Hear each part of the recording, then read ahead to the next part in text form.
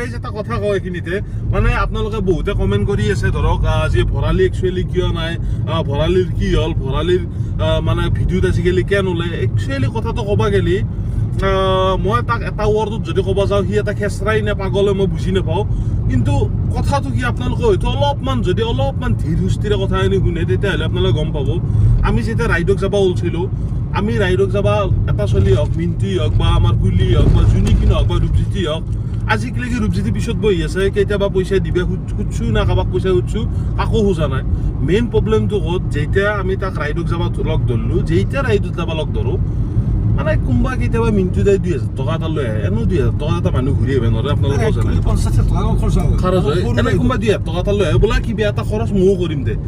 বা সেই হিচাপত আমি যেতিয়া ভৰালিক লগ ধৰোঁ তেতিয়া ভৰালি একচুৱেলি কথা এনেকৈ কৈছোঁ জানে না বহুতে কমেণ্ট কৰি আছে বহুতে বুজি এটা আমাৰ ভুল আমি উলিয়াই দিছোঁ বা আমি কিবা আমাৰ